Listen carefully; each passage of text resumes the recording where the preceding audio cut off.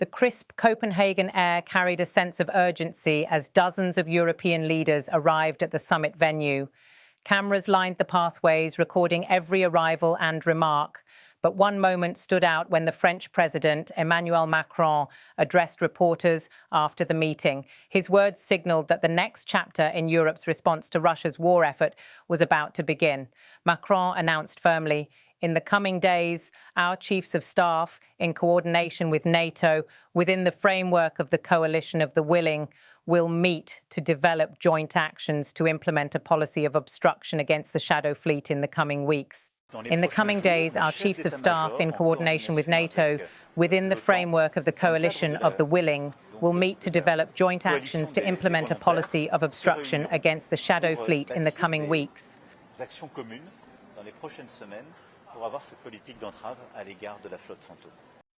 It was a statement that immediately grabbed attention, not only in Copenhagen but across European capitals and in Moscow itself. The so-called shadow fleet refers to a vast network of tankers and cargo ships that Russia has been using to bypass Western sanctions, especially on oil and other strategic goods. Operating largely under flags of convenience, these vessels often change ownership and registration to mask their true origin, slipping through the cracks of global shipping oversight. For more than a year, Western intelligence agencies have tracked these ships moving in and out of ports under discreet arrangements, enabling Moscow to sustain parts of its war economy despite the sanctions intended to cripple it. By invoking the phrase policy of obstruction, Macron signaled that Europe, working alongside NATO and willing partners, was preparing to go beyond words and statements toward coordinated operational steps at sea. The French leader's comments followed hours of deliberations among leaders from across the continent, many of whom have grown increasingly frustrated that sanctions alone have not cut off Russia's economic lifelines.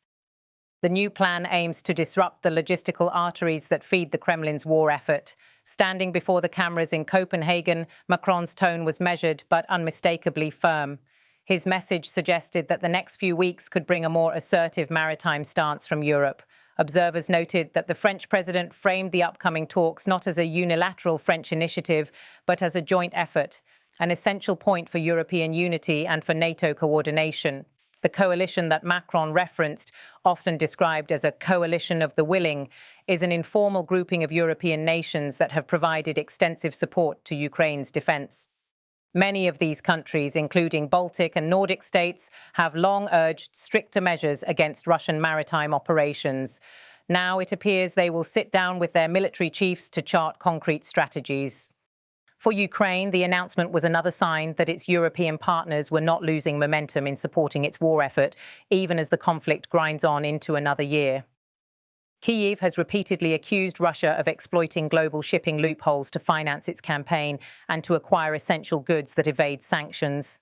Disrupting these supply routes, Ukrainian officials argue, is as critical as the battles fought on the ground. In Copenhagen, Macron's remarks also resonated with leaders who have warned about the risks of letting Russia's sanction-busting operations continue unchecked. Some see the shadow fleet as more than a technical or legal challenge. They view it as a test of Europe's collective resolve and credibility. If sanctions can be skirted at will, they argue, then the entire architecture of Western pressure on Moscow begins to fray.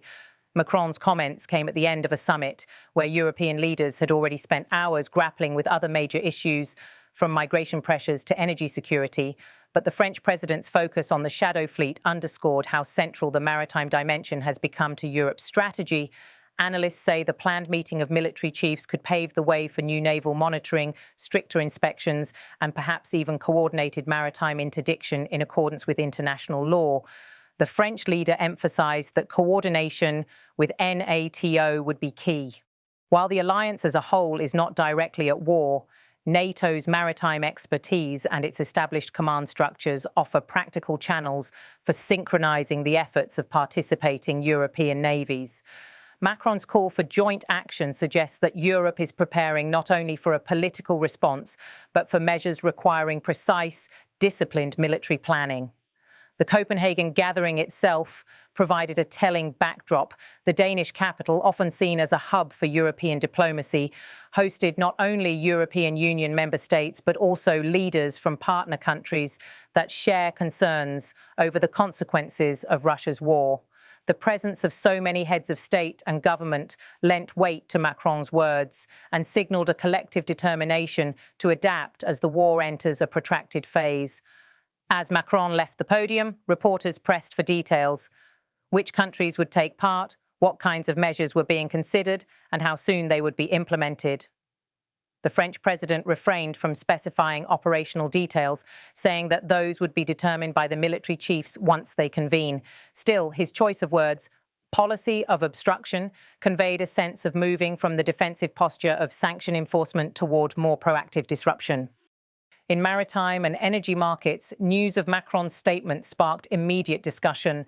Shipping analysts noted that the so-called shadow fleet has grown significantly over the past 2 years, often consisting of older vessels that change hands through opaque transactions. Traders and insurers have raised concerns about the risks these ships pose, from environmental hazards to financial instability, as they often sail without proper insurance or under outdated safety regimes.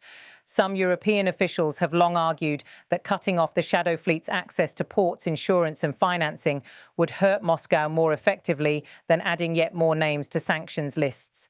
By signalling that Europe's military chiefs will now be drawn into crafting strategies, Macron's remarks suggest a shift toward operational measures, something that could mark a new phase in the West's effort to squeeze Russia's warfighting capacity.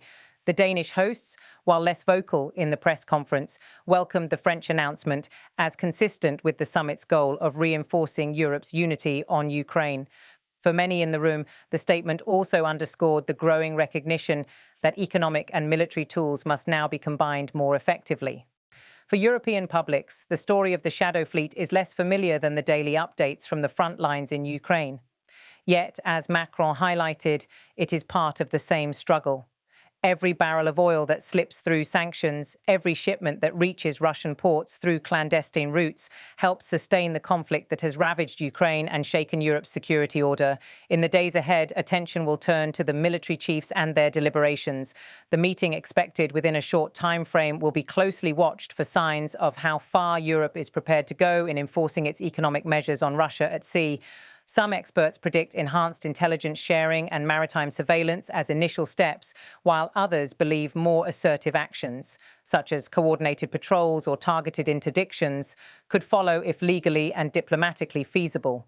Macron's initiative reflects a growing sense among European leaders that simply declaring sanctions is no longer enough. The experience of the past year has shown that Russia's network of covert shipping, backed by willing intermediaries in other parts of the world, has been able to adapt quickly to formal restrictions. Breaking that cycle, many argue, requires direct intervention against the very vessels that keep the flow of sanctioned goods moving. For Kyiv, such measures would offer not only practical benefits, but also a symbolic boost, a sign that its partners remain committed to closing the gaps that allow Russia to circumvent global pressure. For Moscow, meanwhile, the prospect of a more coordinated European maritime effort may pose new logistical challenges at a time when its economy is already under strain. The Copenhagen summit ended with leaders reiterating their support for Ukraine, but it was Macron's remarks that set the immediate tone for what comes next. His words suggest that the coming weeks will bring a tangible test of Europe's willingness to back its policies with concrete action at sea. As the cameras packed up and delegations departed from the Danish capital, the focus shifted from political speeches to military planning. In capitals across Europe, naval commanders and defence planners will now prepare for discussions that could define a new phase in the West's maritime response to Russia's war. The question that looms is whether this policy of obstruction can effectively stifle the shadow fleet's operations without triggering unintended escalations. It is a delicate balance, one that European leaders appear ready to confront, armed with the lessons of the past 2 years of conflict. For now, Macron's declaration in Copenhagen stands as both a warning to Moscow and a reassurance to Kyiv. Europe, he signalled, is not willing to let the shadow fleet continue unchallenged. The next moves will unfold not in front of microphones, but in strategy rooms and naval command centres, a reminder that in modern conflict, economic pressure and military planning are often two sides of the same effort. As the world watches, the success or failure of this new initiative could shape not only the course of the war in Ukraine, but also the credibility of Europe's broader sanctions regime. In this unfolding story, Copenhagen has become the place where Europe's leaders drew another line, this time against the elusive fleet that sails in the shadows.